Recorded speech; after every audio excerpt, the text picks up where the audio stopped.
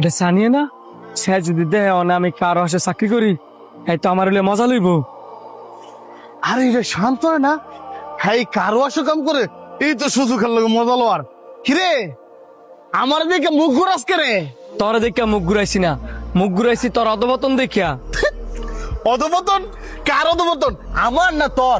আমি আজকে একটা গাড়ির মালিক আর তুই একটা সামান্য কারো আসের মধ্যে কাম করস। তুই কি গাড়ি ঠিক করাবার লেগাইছস না আমার অপমান করবার লেগাইছস?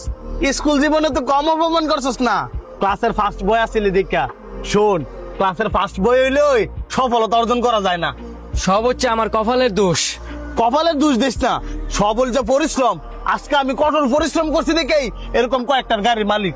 আজকে ক্লাসের টপারই দিই পারস, কিন্তু তোর ভিতরে পরিশ্রম নাই দিকে তুই আজকে গাড়ি মেকানিক। মেকানিক বলবি না, আমি গাড়ির ডাক্তার। তোর যেমন রোগ হইলে তুই ডাক্তারের কাছে যাস, এমন গাড়ির কোনো রোগ হইলে আমার কাছে আই। এখনো যাস কথা এক গায়ে থাকছি, কথা না কইয়া কাজে মন দে। গাড়িটা তাড়াতাড়ি ওয়াশ কর, আমার একটা জরুরি মিটিং আছে। দে দে। নে ধর, 300 টাকা তোর কাজের আর 200 টাকা তোর বকশিস। শোন, যাওয়ার আগে তোর একটা কথা কয়ে যাই, শিক্ষিত হইলেই জ্ঞান অর্জন করা যায় না। কিরে এই গাড়ির মেকানিক তোর বন্ধু?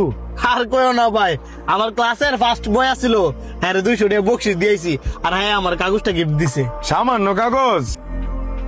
অপমান করছস না, নে তোর গাড়ির ব্রেক ফেল করে দিলাম। ভাই আসলে দিকে ব্রেক লইতেছে না।